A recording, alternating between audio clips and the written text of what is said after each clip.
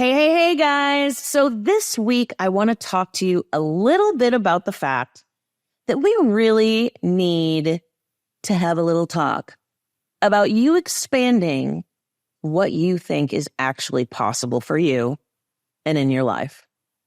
You see, we tend to limit ourselves based upon what we think is possible in our lives, in our businesses, in our income. We tend to shrink ourselves based upon this. This is the possibilities. This is what's rational. This is what's reasonable. This is what I can expect. Now, so much of that comes from a lot of the stuff from our past, right? We learn a lot of this stuff. I mean, think about it. Little kids don't go out there going like, well, I can't be Superman. That's not possible. No, little kids go out there and they're like, I'm Superman. I'm the best thing since sliced bread. No, nobody says that anymore. That's like a saying from the 30s. But little kids think that they are just absolutely infinite. They think the possibilities are infinite. They think they can be and do and have whatever they want in life. They are absolutely untapped potential that can turn into anything. But we all think that that's something that just exists for children. We all think that that's something that just exists for, you know what I mean, when we're naive and when we're young.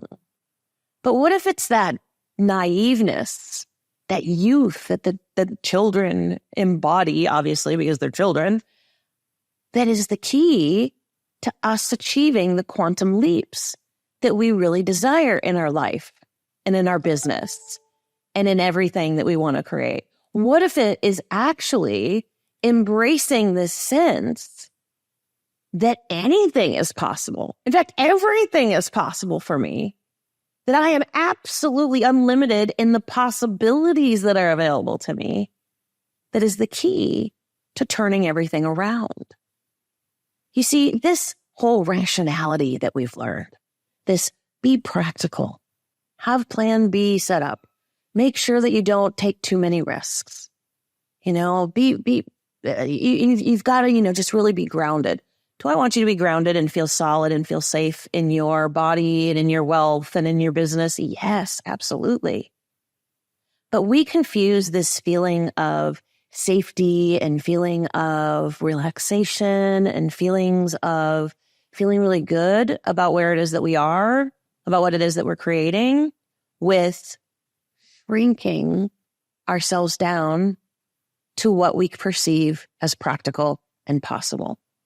When it's really only when we step in to this unlimited, absolutely infinite version of all possibilities are on the table that we're able to achieve that true next level, that we're able to actually welcome in that quantum leap. You see, everybody around you is probably going to look at your big, juicy dreams and say, well, that's kind of crazy. I've had people say to me before when I've told people about my own dreams, like, well, that just sounds manic. Like that's just, sorry, I have a lot of psychologist friends because I used to be a psychologist, but that sounds manic. That sounds like delusions of grandeur. And it's like, well, who are you to say that that's a delusion of grandeur when that's the dream I have in my heart? I can do anything that I set my mind to. Be a New York Times bestselling author, tour the world and speak on stages, have a private plane, have an island in the middle of the Caribbean. Whatever the hell I want, I can have. Just like whatever the hell you want, you can have. But we end up getting surrounded by people who have their own limits, have their own limiting beliefs, have their own scarcity around money, around time, around possibilities. And what happens so often is we're so indoctrinated with our belief that the people around us hold the truth. And we're so indoctrinated out of trusting ourselves and trusting our own inner alignment and our own truth that what we do is we hear these things over and over. And instead of being like, that's nice, sorry you feel that way, I'm getting younger every day. That's another one. Don't even get me started. That's another one, the conversation I've had with many of my friends before. They're all like, I'm getting older. It's inevitable. My body's breaking down. My knees are going. But, now that I'm approaching 50, that's to be expected. And I laugh and I go, nuh-uh, I'm not playing that game. That's not my reality. And that's not what I'm calling in. If you'd like to do that, that's fine. But I'm not playing. Nope, not playing. I'm going home, like Cartman would say from South Park. Just kidding. But the point I'm trying to make is that these people, we buy into their limitations. We buy into their perspective. We buy into their problem paradigm where they believe everything is a problem. Everything is going to shrink. Everything is going to reduce. They're going to lose things. Constant scarcity, regardless of whether it's about relationships, health, wealth, business, time. And we buy into it because we're surrounded by it. And it makes sense that we buy into it because on a psychological perspective, as we're growing up from those young, naive children who believe they can be Superman, we learn by looking at those around us. We learn from our parents. We learn from our culture. We learn from advertisements, marketing, from all the things that we absorb. We're like little sponges. But then as adults, we don't realize that we don't have to be a sponge anymore and that we can choose and that we can shift our perspective and that we can look at things new ways, which actually change our entire reality and change what it is that is possible for us. And so this can be a radical point for us when we awaken to the fact that that's all in our hands. It's in our hands whether or not something is possible. It's our perspective on whether or not something is possible that determines whether or not it's possible. One of my favorite stories in regard to this is the Wright brothers. The dudes who invented flight. We all fly around the world because of these dudes. Because these dudes expanded what we thought was possible. Because until they got that frickin' plane up in the air at Kitty Hawk, flying was impossible. It was impossible. It was impossible. It was not even conceivable. It was like, that doesn't happen. No. That's crazy. In fact, the story goes, I don't know if this is true or not, but the story goes is their father was like a preacher and was like, you boys are crazy. That's not possible. You gotta quit doing that flying crap. Like, that's against God's will. If he meant us to fly, he'd give us wings kind of thing. And they just ignored it. And they just went out there day after day, week after week, month after month, going, we're going to frickin' fly. But that's impossible, people are saying all around them. And they go, we don't care. We're going to fly. And guess what? We're all flying today because they were willing to risk going for the thing that seemed impossible.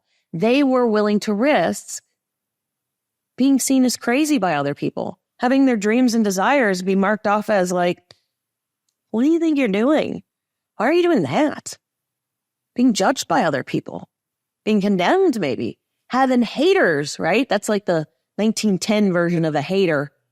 You boys are going against God's will. That's like the guys on YouTube or saying like, well, who do you think you are? Or whatever it is that we're all afraid of.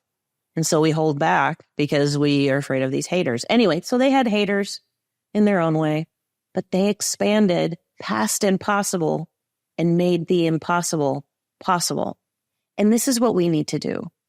This is what we need to do in order to expand into our next level, in order to create that massive quantum leap that we want, in order to go big and to embrace this huge freaking destiny that we have inside of us, is we need to expand what we think is possible and stop settling for less than what we truly desire, and stop settling for what it is that we think or we're being told is practical or more reasonable, or get your head out of the clouds, or, you really got to have all those extra plans in case it doesn't work out. You think the Wright brothers were like, well, plan B is if we don't fly, we're going to put duck feet on a boat.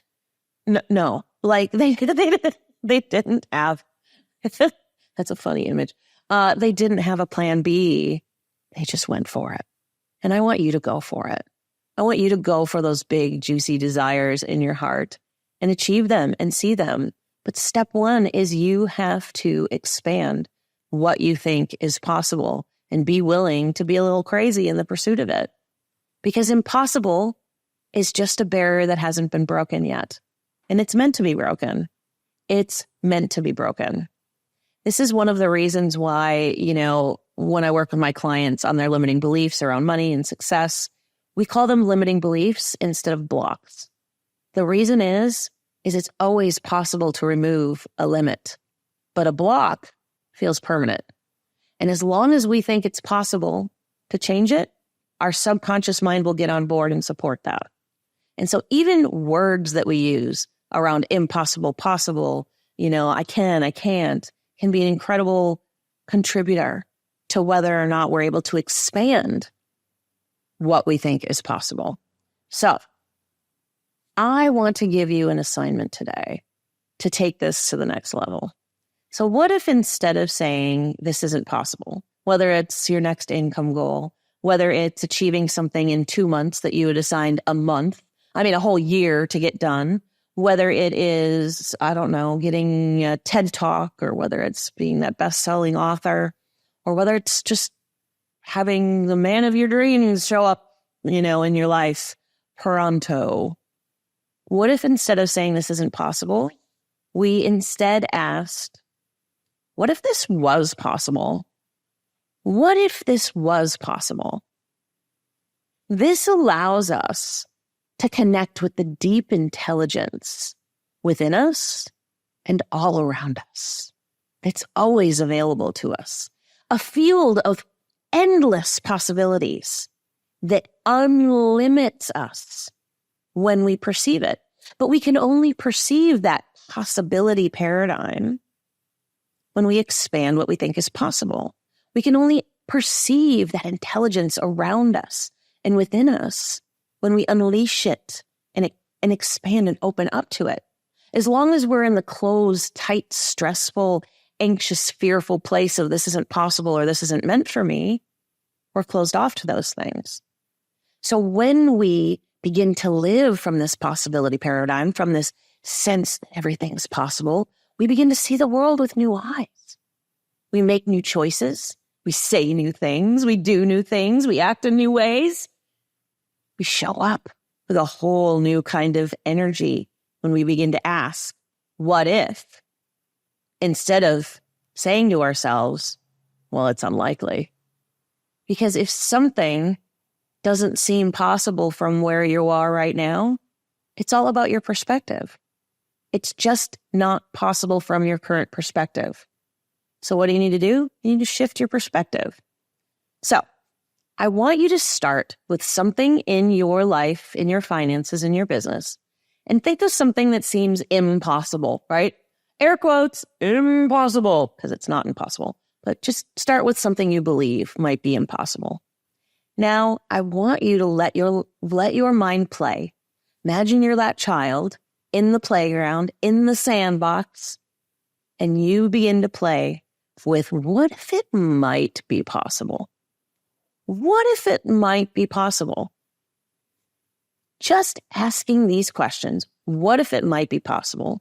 If this were possible, what would it look like? If this were possible, how would I achieve it?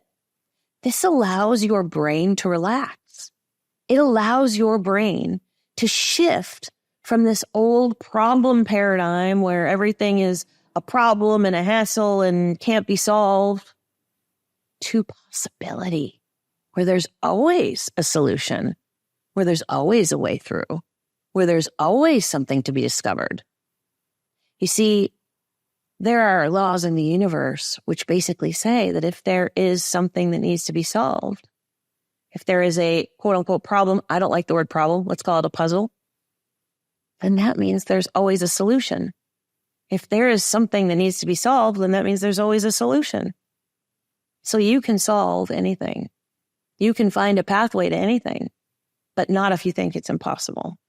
So in essence, just asking the question as simple as, what if this might be possible, allows your logical mind to quiet down. It allows you to stop censoring your experiences, the answers, the weird ideas that are popping in your head, and allows you to open up into endless possibility that's actually always been available to you at any time, but this allows you to begin to believe it. Now, I would love to hear from you and hear how this impacted you, to hear what little impossible belief that maybe or task or achievement that you played with, and what solutions, what pathways did you discover when you shifted the questions you were asking?